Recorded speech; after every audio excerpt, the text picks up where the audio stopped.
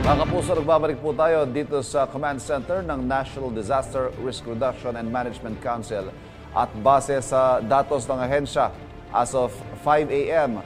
ngayong araw po na ito ay may naitalang isang namatay at 7 nasaktan.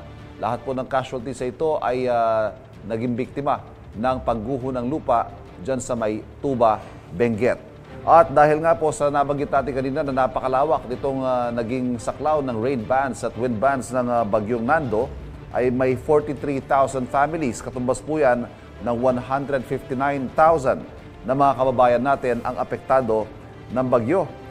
Hanggang ngayong alas 5 nga po ng umaga, may 24 na kalye at 8 tulay ang hindi pa rin madaanan sa mga oras ito, at ang 32 seaports na apektado ay hindi pa rin operational dahil may mga nakataas pa nga pong mga typhoon wind signals, ay hindi pa rin po pinapayagan ang paglalayag sa maraming mga rehiyon. 29 na barangay ang nananatiling lubog sa baha hanggang sa mga oras ito, pero nakadeploy pa rin po ang mga kawani ng Philippine National Police, ang AFP, ang Philippine Coast Guard at maging ng Bureau of Fire Protection. Ang land, air at sea assets po ng pamahalaan patuloy na nakantabay para magbigay ng tulong sa mga nangangailangan.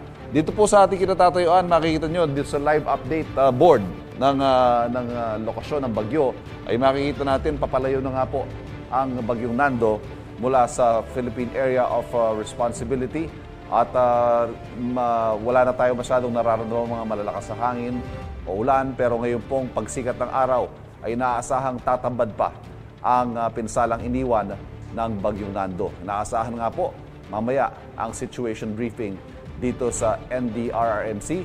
Mamaya po, makakapanayam natin tagapagsalita ng NDRRMC na si Ginoong Juni Castillo para sa karagdagang update sa naging pinsala ng Super Typhoon Nando. Yan po muna latest mula sa NDRRMC. Balik muna tayo sa studio. Kapuso, huwag magpapahuli sa latest news and updates. Mag-iuna ka sa balita at mag-subscribe sa YouTube channel ng GMA Integrated News.